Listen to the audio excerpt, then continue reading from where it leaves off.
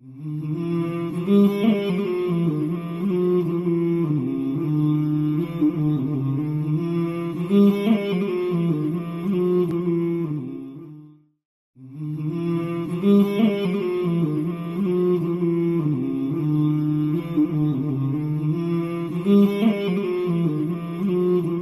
اللہ الرحمن الرحیم۔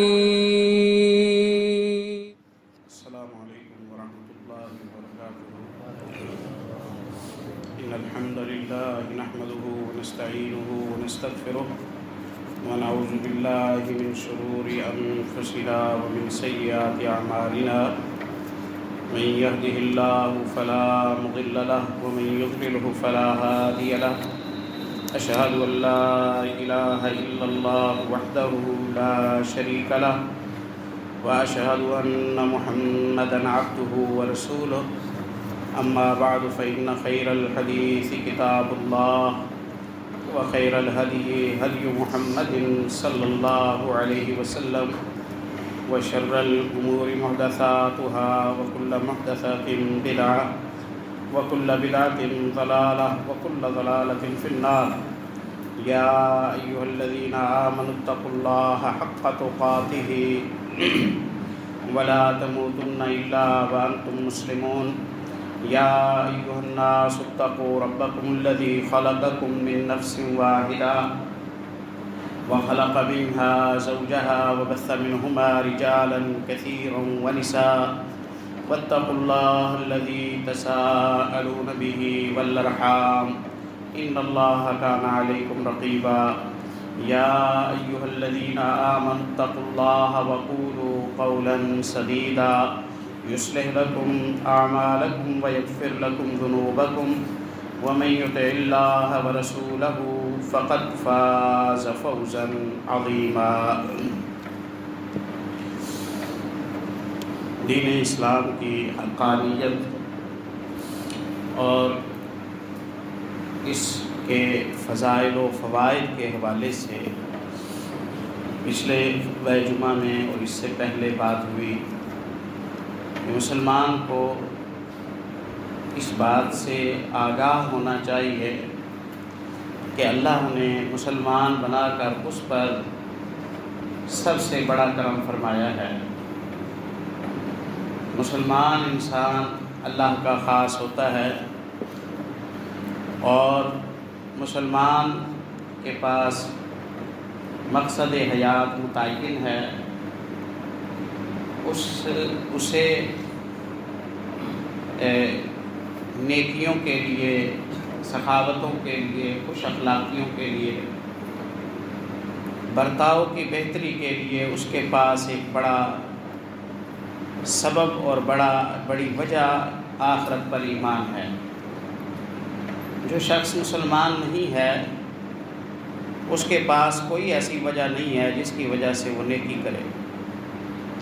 جو شخص مسلمان نہیں ہے اس کے پاس کوئی ایسی وجہ نہیں ہے کہ وہ طاقت کے باوجود خوش اخلاقی اور عاجزی رکھے۔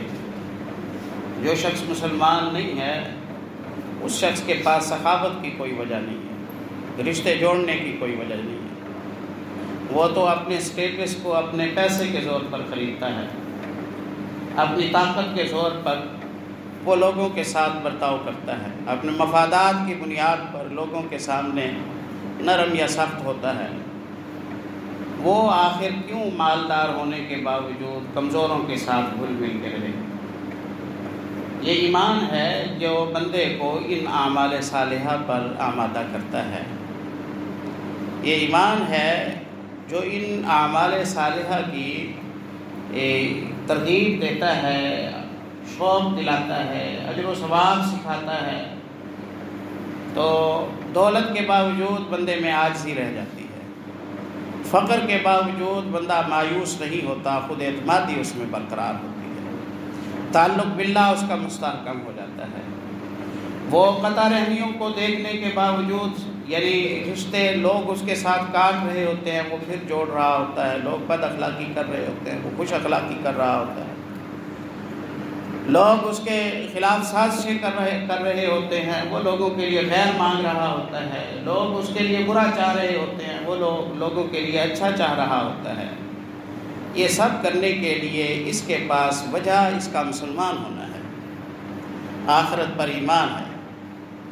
تو ایمان ہی اصل بندے کو بندگی اور جینے کا طریقہ اور انسانیت کے قواعد اور ضوابط سکھاتا ہے۔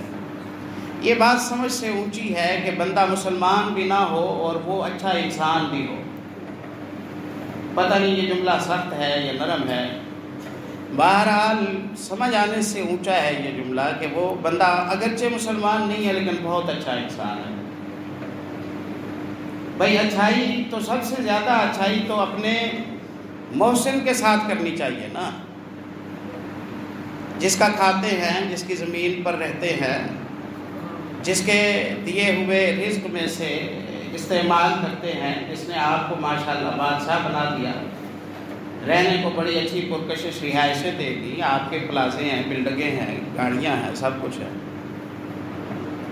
وہ اسے تو مانتا نہیں ہے، اس کی وحدانیت کو بھی نہیں مانتا، کبھی نہیں کہتا ہے کہ اللہ اکبر، کبھی نہیں کہتا ہے میرا اللہ پاک ہے، کبھی نہیں کہتا سبحان ربی العظیم میرا رب عظمتوں والا ہے،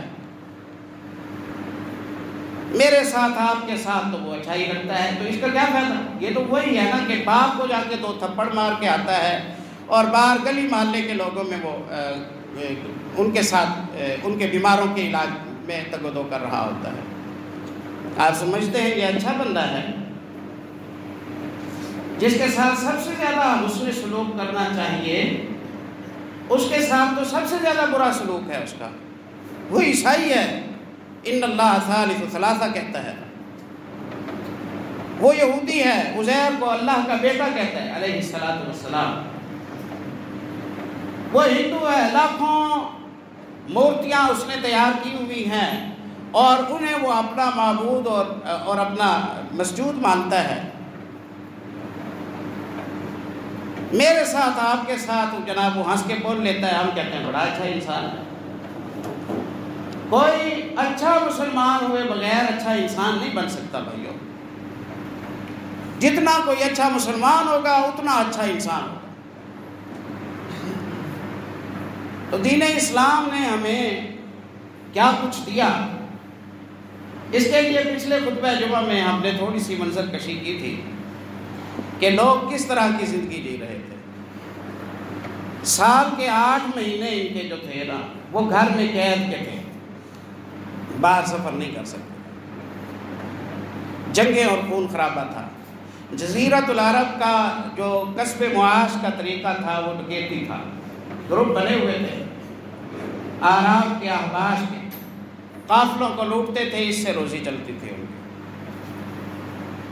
نکاح کے 4 طریقے ان کے متعلق ام المومنین عائشہ رضی اللہ عنہ نے ذکر کیے ہیں۔ سچی بات یہ ہے وہ ایسے طریقے تھے ان کے یہاں نکاح کے کہ ہم ممبر پر کھڑے ہو کے اپنے بھائیوں بہنوں کے سامنے بیان نہیں کر سکتے، یعنی جس طریقے کو شرفاء کے سامنے بیان کرنے میں جھجک آتی ہو، ایسے طریقوں کو وہ لوگ اپنائے ہوئے، ایسے طریقوں کو وہ لوگ اپنائے ہوئے۔ اللہ رب العزت نے کرم فرمایا، رحمت للعالمین کا ہمارے لیے چناؤ کیا صلی اللہ علیہ وسلم۔ ہمیں جینے کا مقصد مل گیا، ہمیں نیکیوں کی وجہ مل گئی، ہمیں سخاوتوں کا سبب مل گیا، ہمیں خوش اخلاقی کی لاجت مل گئی۔ اب ہم رشتہ جوڑنے کے پابند ہو گئے ہیں، اب ہم سخاوتوں کے پابند ہو گئے ہیں، اب ہم صلہ رحمیوں کے پابند ہو گئے ہیں۔ یہ سب کچھ ہمیں محمد الرسول اللہ صلی اللہ علیہ وسلم کی تعلیمات کی برکت سے ملا۔ سب سے زیادہ امت مسلمہ کو جنگوں سے دوچار ہونا پڑا۔ اوائل میں پہلی صدی ہجری کا تقریباً اواسط تک درمیان تک بہت زیادہ جنگیں لڑنی پڑی، بہت زیادہ جنگیں لڑنی پڑی۔ ان جنگوں کے باوجود پہلی صدی ہجری سے ہی آہستہ آہستہ آہستہ آہستہ غلامی انسانیت سے مکمل ختم ہو گئی۔ اب کوئی غلام نہیں ہے، اب کوئی انسانوں کی منڈی نہیں ہے، اب کسی انسان کی بولی نہیں لگتی، اب کسی کو نہیں بیچا جاتا۔ یہ رحمت للعالمین صلی اللہ علیہ وسلم تعلیمات کی برکت ہے، یہ تعلیمات کی برکت ہے۔ اللہ رب العزت نے دین اسلام دراصل ہمارے لیے پیارے بھائیوں چنا ہی اس لیے ہے کہ ہماری دنیاوی زندگی ہے نا جو وہ بہت عمدہ گزرے، یضع عنہم اسرہم والاغلال التی کانت علیہ، ہماری دنیاوی زندگی بہت اچھی گزرے، اور اسی کے معاوضے میں کیونکہ ہم نے دنیاوی زندگی اچھی گزاری، صحت والی گزاری، پیسے والی گزاری، امن و امان والی گزاری، خوشحالی والی گزاری، عزت شان والی گزاری، یہ ہماری ڈیوٹی ہے اسلام کی طرف سے لگائی۔ اس کی تنخواہ اللہ یہ دیتا ہے کہ اللہ جنت میں ہمیشہ کے لیے مسلمان کو دے۔ سبحان اللہ۔ یعنی آپ کھانا کھاتے ہیں، آپ منصب کی کرسی پر بیٹھتے ہیں، آپ خوبصورت لباس استعمال کرتے ہیں، آپ کمائیاں کرتے ہیں، اپنے گھر والوں پر خرچے کرتے ہیں، اور تنخواہ آپ کو اسلام دیتا ہے، تنخواہ آپ کو اسلام دیتا ہے۔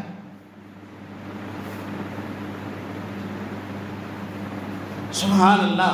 یہ اعلان مسلم معاشرے میں ہوتا ہے نا، دن میں ایک مسجد سے 10 دفعہ یہ اعلان ہوتا ہے بلند آواز سے، حی علی الفلاح، حی علی الفلاح، آؤ کامیابی کی طرف آ جاؤ، آؤ کامیابی کی طرف آ جاؤ۔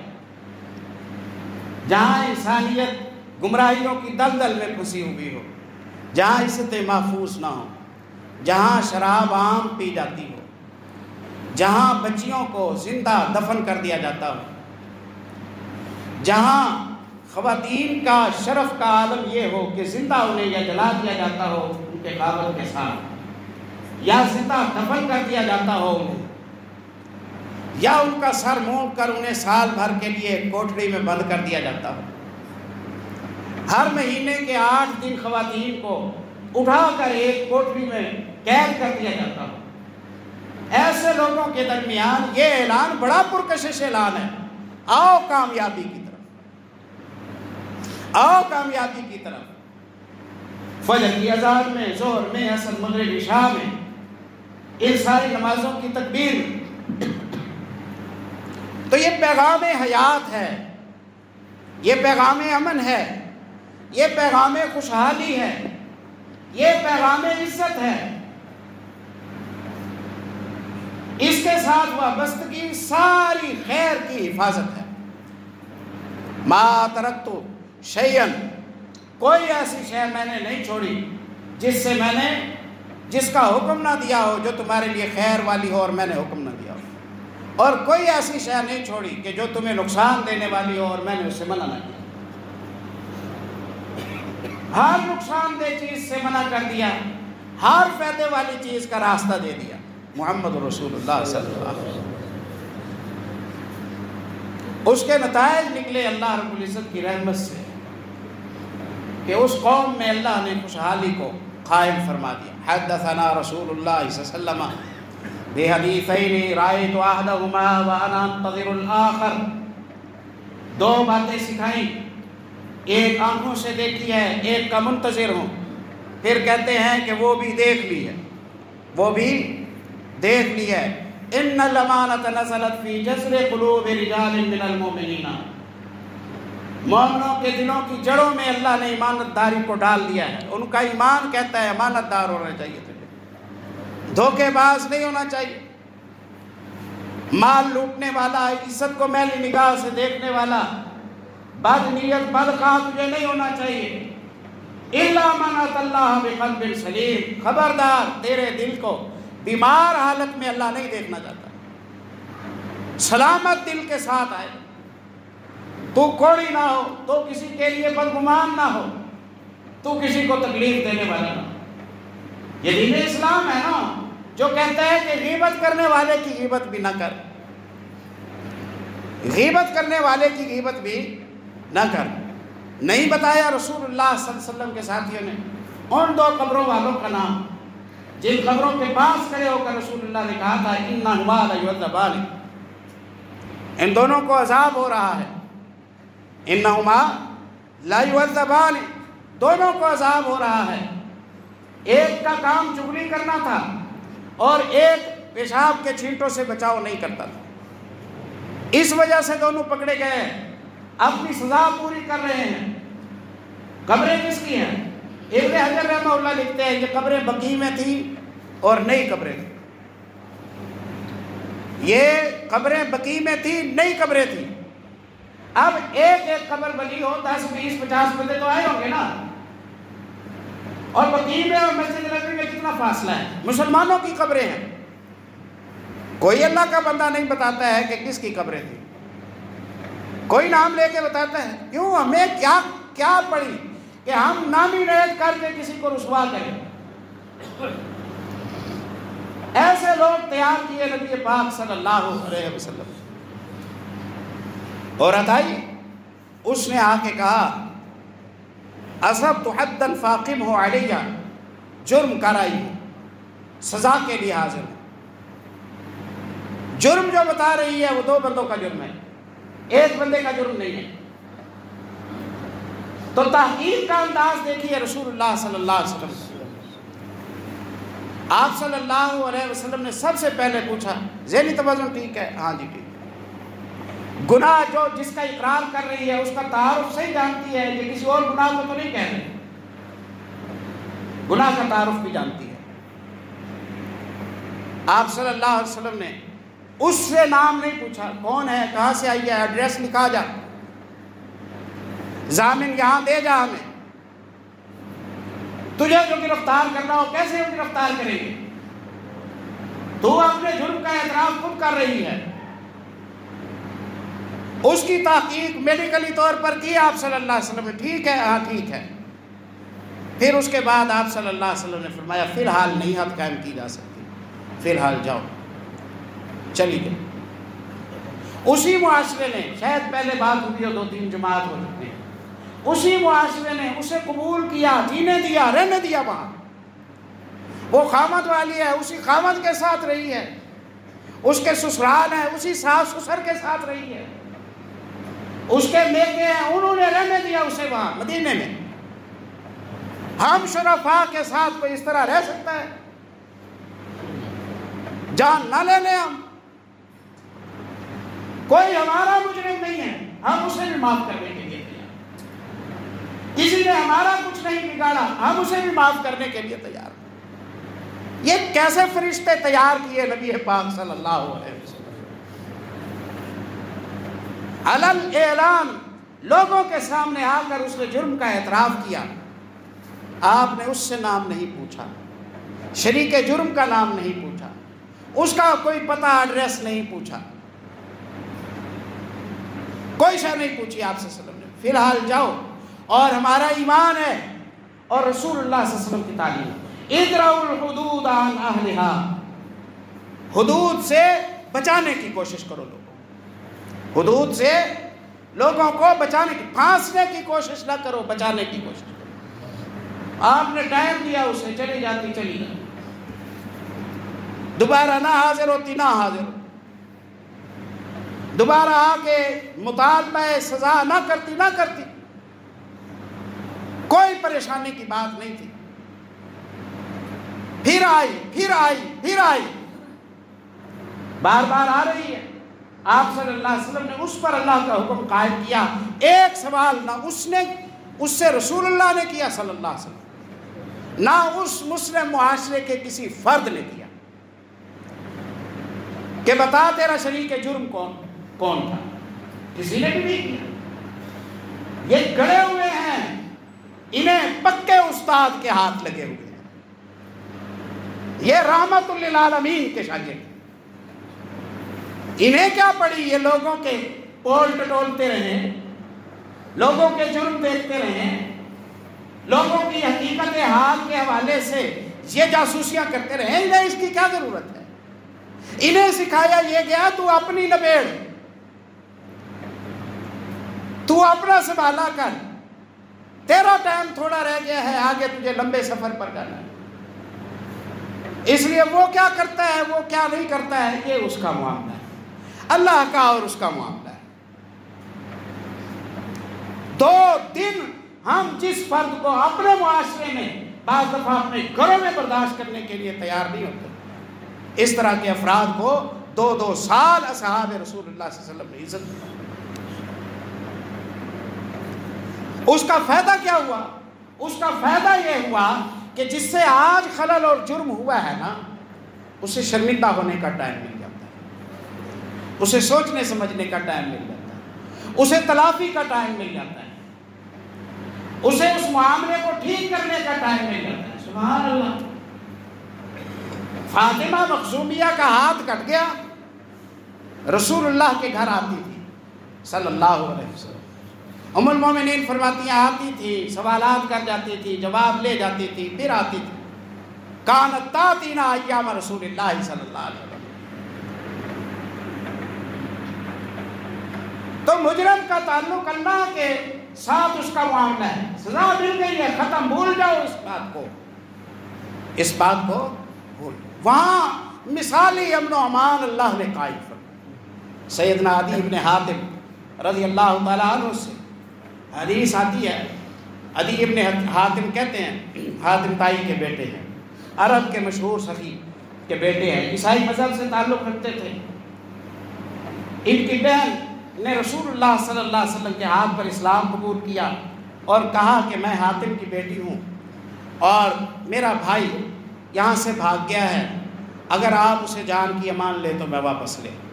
آپ نے فرمایا بی بی تیرے بھائی کو جان کی امان، عیسائی رہنا چاہتا ہے نا، آپ نے دین پر رہے، آ جائے، ہم زبان کرتے ہیں اور اس زبان پر ہم پکے رہتے۔ اجرنا امن اجرتما یا ام ہانی، ام ہانی جسے تو نے امان دی ہم نے بھی اسے امان دی، جسے تو نے امان دی اسے ہم نے بھی امان دے دی، خبردار عدی کو کوئی کچھ نہ کہے، ہم نے امان دے دیا اس کی بہن سے زبان کر۔ عدی آ گئے، عدی جب آئے تو آپ صلی اللہ علیہ وسلم نے دیکھا، آپ نے بٹھایا، آپ نے فرمایا عدی اللہ سے بڑا بھی کوئی دیکھا ہے تو نے؟ اس نے کہا نہیں دیکھا۔ تو پھر اللہ کو سب سے بڑا کہنے میں کیا رکاوٹ ہے؟ تو اللہ اکبر کہنے سے ڈر رہا ہے، یہ تو بھاگنے کی چیز ہے، یا تو نے اللہ سے بڑا کسی کو دیکھا؟ اس نے کہا کسی کو نہیں دیکھا۔ تو پھر تو جو بڑا مانتا ہے اس کی وحدانیت کو تسلیم کر۔ عدی مسلمان ایک دن بیٹھے ہیں، رسول اللہ صلی اللہ علیہ وسلم کے ہمراہ شخص آیا، بدامنی کا شکایت کی، راہوں میں امن نہیں رہا، مال لٹ جاتا ہے، مال لٹ جاتا ہے، کیا کرے؟ ابھی وہ بیٹھا تھا، ایک دوسرا شخص آیا، اس نے فقر کی شکایت کی، اس نے فقر کی شکایت کی، روزی تنگ ہو گئی ہے، کیا کرے؟ اس قوم کے لوگ سمجھتے تھے کہ روزی کے مسئلے پوچھنے ہیں تو محمد رسول اللہ کے پاس صلی اللہ علیہ وسلم، امن و امان کی باتیں پوچھنی ہیں تو محمد صلی اللہ علیہ وسلم کے پاس۔ بندہ آیا نا، ان اخی استطرق بطنی بطنہ، میرے بھائی کا پیٹ خراب ہو گیا ہے، میں کیا کروں؟ آپ نے نہیں کہا کہ جاؤ حکیم کو دکھاؤ، میرے پاس کیا کرنے کے لیے آئے ہو؟ آپ نے نہیں کہا۔ اس کا مطلب یہ ہے کہ وہ صحیح جگہ پر آیا تھا، اس کا مطلب ہے کہ وہ صحیح جگہ پر آیا تھا۔ اسی لیے تو کہا جاتا ہے نا کہ اللہ نے دنیا کے سارے طبقات کو محمد رسول اللہ کے پیچھے چلایا، کوئی مجاز نہیں کہ وہ یہ کہے کہ یہ ہماری فیلڈ ہے، ہم اسے بہتر سمجھتے ہیں۔ جس فیلڈ میں محمد رسول اللہ کی بات ہوگی اس فیلڈ والے اس کے پابند ہوں۔ ان اخی استطرق بطنہ، پیٹ خراب ہو گیا ہے، کیا ہوا؟ راہیں کھل گئی ہیں، پانی کی کمی ہو گئی ہے۔ آپ نے فرمایا اذهب فاسقه عسلا، شہد پلاؤ اسے۔ گیا، اس نے شہد پلایا، مرض بڑھ گیا، پھر آیا، اللہ کے نبی، اس کا پیٹ کی خرابی زیادہ ہو گئی ہے، وقفہ کم ہو گیا ہے، پانی کی کمی ہوتی جا رہی ہے. آپ نے فرمایا اور پلاؤ، آپ نے فرمایا اور پلاؤ. وہ گیا، اس نے اور پلایا. قربان جائیں اس مریض پر بھی، اس کے گھر والوں پر بھی. یہ ڈاکٹر بدلنے کے لیے تیار نہیں ہے. بندہ حق جان دینے کے قریب ہو چکا ہے. وہ کہتے ہیں اس ڈاکٹر اور اس طبیب کی فرمان کے پیچھے جان چلی جائے گی تو نقصان. اذهب فاسقه عسلا، جا اسے پلا شہد. دوبارہ شہد پلایا، مرض اور بڑھ گیا. بندہ پھر دوڑتا ہوا آیا. ازداد استطلاقا، اس کا پیٹ تو اور خراب ہو گیا ہے. آپ نے فرمایا اذهب فاسقه عسلا، جا اسے شہد پلا، جا اسے شہد پلا. صدق اللہ وکذب بطن اخیک، اور آپ نے سچ کہا ہے کہ شہد میں شفا ہے، اور تیرے بھائی کے پیٹ جو مظاہرہ کر رہا ہے یہ غلط ہے، تیرا ایکسپیرینس ٹھیک نہیں ہے. رب کی بات ٹھیک ہے. اس نے جا کے پھر پلا دیا، اس نے جا کے پھر پہلا دیا. وہ قوم سمجھتی تھی کہ مسائل نبی پاک صلی اللہ علیہ وسلم سے دوری کی صورت میں ہے اور حل نبی پاک صلی اللہ علیہ وسلم، چاہے اس کے لیے انہیں جان دینی پڑ رہی ہو، مال دینا پڑ رہا ہو، کوئی فرق نہیں پڑتا، کوئی فرق نہیں پڑتا. سب کچھ کے لیے وہ تیار ہے، لیکن وہ محمد رسول اللہ صلی اللہ علیہ وسلم پر ایک بات رکھتے ہیں. میں مثال دیا کرتا ہوں، صحیح بخاری کتاب الاعتصام میں حدیث آئی ہے. آپ صلی اللہ علیہ وسلم فرماتے ہیں میری مثال، میری تعلیمات کی مثال ایسے ہے، میری تعلیمات کی مثال ایسے ہے کہ جیسے ایک بندے نے آگ جلائی، آگ جل گئی، اور آگ کی روشنی کی وجہ سے جو کیڑے مکوڑے پتنگے ہیں بارشوں کے بعد جو نکل آتے ہیں وہ اس میں گرنے لگے، وہ اس میں گرنے لگے. بندہ پریشان ہو گیا کہ میں نے انہیں جلانے کے لیے تو آگ نہیں لگائی، اب کیڑے مکوڑے مر رہے ہیں.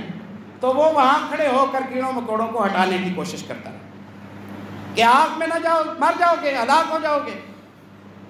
لیکن کیڑوں مکوڑے اس سے ہاتھ چھڑا چھڑا کر اور اس سے بچ کے نکل کے آگ میں جاتے ہیں اور مر جاتے ہیں. آپ صلی اللہ علیہ وسلم نے فرمایا اللہ نے جہنم کی آگ جلائی ہے، اور جہنم سے بچنے کے لیے اللہ نے مجھے بھیجا ہے، جہنم سے بچانے کے لیے اللہ نے مجھے بھیجا ہے. جو میرا ہاتھ پکڑ کے پیچھے ہٹاتا ہے نا وہ آگ سے بچ جاتا ہے، اور جو میرا ہاتھ چھڑاتا ہے سیدھا آگ، جو میرا ہاتھ چھوڑ کر بھاگ جاتا ہے وہ سیدھا آگ میں جاتا ہے. وہیں کی راہ تم بے ہو جیسی کو، آپ صلی اللہ علیہ وسلم نے فرمایا میں تہمت باندھنے کی جو جگہ ہے نا یہ جگہ، میں یہاں سے تمہیں پکڑ رہا ہوں تاکہ تم آگ سے بچ جاؤ. وان تم تقاہمون فیہا، پھر تم مجھ سے یہ جگہ بھی چھڑوا کے آگ میں گرنے کی کوشش کرتے ہو. یعنی محمد رسول اللہ صلی اللہ علیہ وسلم کی نافرمانی کر کے جی رہا ہے تو ننگا جیے گا، اور مر گیا ہے تو آگ میں جائے گا. کیونکہ یہاں سے جو چھڑوا رہا ہے نا اس کا تو تہمت کھلے ہی کھلے، اس جگہ سے جو چھڑوا رہا ہے اس کا تہمت کھل جائے گا. تہمت کھلے گا تو رسوا ہو کر کے دنیا کی زندگی جیے گا، اور اس کے بعد جب اپنا تہمت کھلوا کے آگے بھاگے گا تو آگے آگے. تو بڑی بلیغ مثال دی ہے رسول اللہ صلی اللہ علیہ وسلم نے. میں جہنم کی آگ سے تمہیں بچانے کی کوشش کرتا ہوں تمہارے حجت سے پکڑ کر، اور تم ہاتھ چھڑوا کر میرا تم اس میں جانے کی کوشش کرتے ہو. یعنی جس نے بھی رسول اللہ صلی اللہ علیہ وسلم کی نافرمانی کی وہ دنیا میں رسوائی کے لیے تیار ہو جائے اور وہ آخرت میں آگ کے لیے تیار. دنیا میں رسوائی کے لیے اور آخرت میں آگ کے لیے وہ تیار ہو جائے آپ صلی اللہ علیہ وسلم. اور دوسری حدیث میں انما انا النذیر العریان، میں صاف شفاف لفظوں میں تمہیں ڈرانے کے لیے آیا ہوں کہ اپنے انجام کی خرابی سے ڈر جاؤ. نذیر عریان عربوں میں ایک شخص تھا جس کو پتہ چلا کہ اس کے کنبے پر اس کے دشمن حملہ کرنے والے ہیں، اس کے دشمن حملہ کرنے والے ہیں، جب اسے اطلاع ملی تو وہ دوڑا کہ جاؤں میں بتا دوں کہ سنبھل جاؤ، دشمن نے رات کو حملہ کر دینا ہے۔ انہیں شک پڑ گیا جنہوں نے حملہ کرنا تھا، انہوں نے کہا ہمارا رات کا پروگرام خراب نہ ہو جائے اس لیے اسے پکڑو، یہ کہیں خبر نہ پہنچا دے، وہ تیار نہ ہو جائے۔ انہوں نے پکڑا، یہ چھڑاتا رہا، انہوں نے بالآخر یہ کیا کہ اس کے کپڑے اتار کر اسے کمرے میں بند کر دیا کہ اگر یہ دروازہ توڑ بھی لے تو کم از کم اپنے ننگ کو چھپانے کے لیے یہ ان تک نہ جائے، یوں اطلاع نہیں ملے گی، یوں اطلاع نہیں ملے گی۔ لیکن بندہ پریشان تھا کہ میں اگر بتاتا نہیں ہوں تو میرا خاندان سارا کٹ جائے گا، بتانا ضروری ہے، میری تو اتنی بے عزتی ہے نا کہ ایک فرد کی بے عزتی ہے، میں نے کپڑے نہیں پہنے۔ تو اس نے قربانی دی، اس نے قربانی دی، وہ کسی نہ کسی طریقے سے وہاں سے نکلا، بے لباس نکلا، اور جا کے اس نے اپنے خاندان کو کہہ دیا کہ مصبحکم الجیش، صبح سے پہلے پہلے تم پر دشمن نے حملہ کر دینا ہے۔ اس حالت میں آ کر اس نے کہہ دیا، کچھ لوگ سنبھل گئے اور کچھ نے تیاری نہ کی۔ کتنا بے قدر ہے وہ انسان کہ جو اتنے ہمدرد اور خیر خواہ کی نصیحت کو اگنور کرتا ہے، کہ جس ہمدرد نے، جس خیر خواہ نے دانت سے عید کرا کے، پاؤں زخمی کرا کے، چہرہ زخمی کرا کے، بچیوں کی طلاقیں کرا کے، جگر گوشے اصحاب رسول اللہ صلی اللہ علیہ وسلم کی کہ جنازے اٹھا اٹھا کے راستہ صاف کر دیا، پیغام پہنچا دیا، پیغام پہنچا دیا، اور پھر بھی کوئی اس ذات کے پیغامات کو اگنور کرے تو ان سے زیادہ ناشکرا کون ہوگا۔ رسول اللہ صلی اللہ علیہ وسلم فرماتے ہیں انما انا النذیر العریان، وہ اتنا خیر خواہ نہیں تھا اپنا ان لوگوں کا جتنا میں تمہارا خیر خواہ، جتنا میں تمہارا خیر خواہ ہوں، وہ اپنی قوم کا اتنا خیر خواہ نہیں تھا، وہ اتنا خیر خواہ نہیں تھا۔ اس کی 10 منٹ 5 منٹ کی قربانی تھی، اور نبی پاک صلی اللہ علیہ وسلم پر پہلی وحی نازل ہوئی، گھبرائے ہوئے آئے، خدیجہ سے کہا رضی اللہ تعالیٰ عنہ، یہ کچھ دیکھا ہے؟ کہا اللہ آپ کو ضائع نہیں کرے گا، آپ کمزوروں کا ساتھ دیتے ہیں، بے کسوں کے لیے کماتے ہیں، ان کے گھر کا راشن پورا کر دیتے ہیں، بوجھ والے کا بوجھ اٹھوا دیتے ہیں، مظلوم کے ساتھ کھڑے ہو جاتے ہیں، حق لے کے دیتے ہیں، کسی کی بیماری کا سنتے ہیں، اس کی تیمارداری کے لیے چلے جاتے ہیں، حق کے معاملے میں آپ تعاون کرتے ہیں، آپ جیسوں کو اللہ ضائع نہیں کرتا، آپ جیسوں کو اللہ ضائع نہیں کرتا۔ آپ فکر نہ کریں، مجھے نہیں پتا کہ اس واقعے کا اصل معنی کیا ہے، لیکن مجھے یہ پتا ہے کہ جس کی یہ صفتیں ہوں وہ اللہ کا ہوتا پیارا ہے، جس کی یہ صفتیں ہوں ہوتا اللہ کا وہ پیارا ہے۔ قربان جائے ماں جی کی ججمنٹ پر، کتنی باریکی سے دیکھا انہوں نے نبی پاک صلی اللہ علیہ وسلم کے مزاج کو، آپ کے رجحان کو، آپ کی سوچ کو، آپ کے رویوں کو، اور کتنی خوبصورتی کے ساتھ انہوں نے نبی پاک صلی اللہ علیہ وسلم کی سیرت کا نقشہ آپ کے سامنے رکھا۔ جواب جو بھی ہو، اور یہ یقین ہے کہ آپ اللہ کی کسی ناراضگی کا شکار نہیں ہو سکتے۔ آپ میں تو یہ صفتیں ہیں، آرام کریں، مطمئن رہیں، کچھ نہیں ہوگا، کوئی پریشانی نہیں۔ یہ سلیقہ شعار ماں کا کردار ہے، سبحان اللہ، یہ سلیقہ شعاری کا کردار ہے، سبحان اللہ، کہ آنے والے کے غم کو کم کیا جائے، اس کی تھکان کو کم کیا جائے، اس کو راحت و سکون، مسکن سکون کی جگہ اسے دی جائے۔ اسے ٹینشنیں دے دے کے بیمار نہ کر دیا جائے، اسے مصیبت کا شکار نہ کر دیا، وہ گھر سے باہر آسودگی محسوس کرے، گھر میں آنے سے ڈرتا ہو نہ۔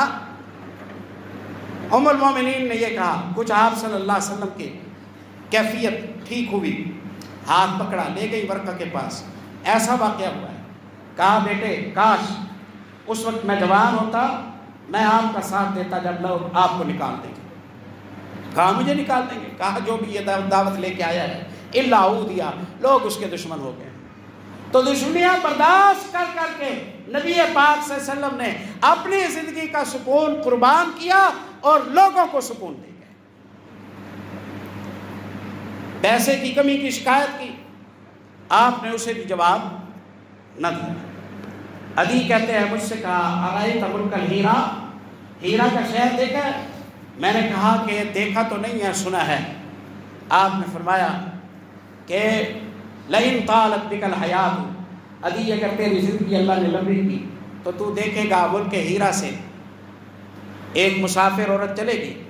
کہاں جا رہی ہو؟ عمرہ کرنے جا رہی ہو۔ کہاں جا رہی ہو؟ عمرہ کرنے جا رہی ہو۔ اکیلی جا رہی ہو؟ ہاں اکیلی جا رہی ہو۔ لئن طالت بک الحیات، اگر زندگی لمبی ہوئی تو اے عدی تو دیکھے گا عورت عمرہ کرنے کے لیے ملک ہیرا سے چلے گی، مکے تک آئے گی، راستے کے درندوں کا ڈر بھی نہیں ہوگا، موسموں کی خرابی کی فکر بھی نہیں ہوگی، چوروں اچکوں کی فکر بھی نہیں ہوگی، مال بھی محفوظ ہے، عزت بھی محفوظ ہے، جان بھی محفوظ ہے۔ آئے گی، عمرہ کرے گی، عمرہ کر کے واپس چلی جائے گی، اور اسے اللہ کے علاوہ کسی کا کوئی خوف نہیں ہوگا۔ عدی ابن حاتم کہتے ہیں میں گواہ ہوں اس اللہ کی قسم جس نے محمد صلی اللہ علیہ وسلم کو سچا نبی بنایا، میں نے دیکھا اتنا امن اللہ نے کر دیا تھا، اتنا امن کر دیا تھا کہ انسان تو انسان، جنگل کے درندے بھی مسلمانوں کو نقصان نہیں پہنچاتے تھے، کوئی شے مسلمانوں کو نقصان، فضائیں ہموار، ہوائیں ہموار، موسم خوشگوار، برکات اترتی تھی، بارشیں نقصان نہیں دیتی، سیلاب تکلیفیں نہیں دیتے۔ یہ پیکج دیا ہے نبی کریم صلی اللہ علیہ وسلم، تعلق باللہ کے ذریعے آپ نے مفادات محفوظ کرائے۔ اِنَّا لَنَعْلَمُ، عباس رضی اللہ عنہ نے کہا نا 17 ہجری پورا سال بارش کی دعا کے لیے عمر ابن خطاب نے عباس رضی اللہ عنہ کو بلایا رضی اللہ تعالیٰ، دعا کرا دے، صلاۃ الاستسقاء پڑھی، ہاتھ بلند کیے، اللہ ہم جانتے ہیں کہ بلائیں تیری ناراضگی کی وجہ سے، ہمارے گناہوں کی وجہ سے آتی ہیں، اور ہم جانتے ہیں کہ عافیتیں تیری رضامندی اور ہماری توبہ اور نیکیوں کی برکت سے آتی ہیں۔ ہم یقیناً مانتے ہیں کہ ہم سے کوئی خطا ہو گئی ہے جس کی وجہ سے حالات یہ ہو گئے، جس کی وجہ سے بارشیں نہیں ہو رہی ہیں، جنگلات سوکھ گئے ہیں، پرندے پیاس سے مر رہے ہیں، جانور تڑپ رہے ہیں، انسان زندگی موت کی کشمکش میں پڑے ہوئے ہیں، بارشیں رکی ہوئی ہیں۔ اللہ ہمیں سمجھ آ گئی ہے ہماری نافرمانی کی وجہ ہے۔ ہاں ہادی ایدینا الیکا، اے اللہ یہ ہاتھ بلند ہے، عاجزی اور انکساری کے ساتھ منت کرنے آ گئے، اور یہ پیشانیاں تو دیکھ لے، ہم شرمندہ ہو گئے، اب تو اپنا کرم فرما، اب تو اپنا کرم فرما، رحمت کی بارش نازل فرما دے، جلدی نازل کر دے، عاجلاً غیر عاجل نافعاً غیر ضار، ایسی اتارنا نفع دے نقصان نہ دے، جلد آئے دیر نہ کرے، جلد آئے دیر نہ کرے، اللہ نازل فرما دے۔ عباس رضی اللہ عنہ کے ہاتھ نیچے نہیں ہوئے تھے ابھی، اللہ نے بادل بھیج دیے، مدینے پر بارش برسنے لگی۔ جمعہ پڑھا رہے ہیں رسول اللہ صلی اللہ علیہ وسلم، بندہ آیا، مال ہلاک ہو رہے ہیں، جانور مر رہے ہیں، بارشیں نہیں ہوئی، دعا کر دیجئے بارش ہو۔ آپ نے دعا کی، اللہم اغثنا اللہم اغثنا اللہم اغثنا، اللہ رحمت کی بارش نازل فرما دے۔ اپنا خطبہ جاری رکھا، ممبر سے جب اترے غالباً عبداللہ ابن عباس رضی اللہ عنہ راوی ہیں، کہتے ہیں اللہ کی قسم ہم نے دیکھا نبی پاک صلی اللہ علیہ وسلم کی داڑھی مبارک سے بارش کے پانی کے قطرے بہہ رہے، چھت ٹپکنے لگ گئی۔ جمعہ ہو رہا ہے، واپس گئے تو ہم پانی سے ہو کے اپنے گھروں میں پہنچے۔ ہفتہ بھر بارش ہوئی، اب بارش کی وجہ سے تنگ ہو گئے۔ جمعہ پڑھا رہے ہیں، بندہ آیا، اس نے آ کے کہا مال ہلاک ہو گئے ہیں، جانور مر رہے ہیں، مکان گر گئے ہیں، آپ اللہ سے دعا کر دیجئے اللہ اس بارش کو روک دے۔ آپ صلی اللہ علیہ وسلم نے وہی ہاتھ بلند کیے، اللہم حوا علینا ولا علینا، اے اللہ ارد گرد سے برسا، اب ہم رج گئے ہیں، ہم پر نہ برسا۔ اللہم علی الاکام والذراب ومنابت الاشجار وبطون الاودیہ، اللہ پہاڑوں کی چوٹیوں پر اسے برسا، وادیوں جنگلات میں اسے برسا، پانی کے بہاؤں کی جگہ پر اسے برسا، ہماری ضرورت پوری ہو گئی، اپنا کرم فرما۔ رسول اللہ صلی اللہ علیہ وسلم جمعہ پڑھا کے گئے تو کہتے ہیں لوگ دھوپ میں چل کے اپنے گھروں کو واپس، دھوپ میں چل کے۔ مسلمان کے لیے بلا کیا پریشانی ہے؟ یہ محمد رسول اللہ کے ساتھ ہوتا ہے، آپ کا کلمہ پڑھتا ہے، اس کے بعد تو اسلام ہاتھ پکڑ کے اس کے ساتھ چلتا ہے۔ ٹامک ٹوئیاں تو وہ مارتے ہیں اور تجربات میں اپنی زندگی تو وہ ضائع کرتے ہیں جنہیں محمد اکرمی صلی اللہ علیہ وسلم جیسی ذات پر ایمان سے محروم رکھا گیا، اور جو رحمت للعالمین پر ایمان لایا، آپ کی تعلیمات پر ایمان لایا، اس کی دنیا اس کی آخرت سے پہلے بہترین ہو جاتی ہے۔ آج اگر ہماری دنیا میں کچھ الجھنیں ہیں تو اس کی وجہ یہ ہے کہ ہم رحمت للعالمین کی تعلیمات سے آگاہ نہیں، ان کی طرف ہماری توجہ نہیں ہے، ان پر ہمارا عمل نہیں ہے۔ اللہ اپنا کرم فرمائے، ہماری خطاؤں کو اپنی رحمت کے ساتھ معاف فرما دے، ہمارے لیے رحمتوں کے فیصلے فرمائے، ہمارے پیارے دین اسلام کے ساتھ وابستگی، شعوری محبت کی وابستگی فرما دے، ہمیں اس دین کا، اس نبی کا تعارف کی پوری توفیق نصیب فرمائے، ہماری خطاؤں سے صرف نظر فرمائے اور ہمارے حالات کو بہتر فرمائے۔ اقول قولی ھذا استغفر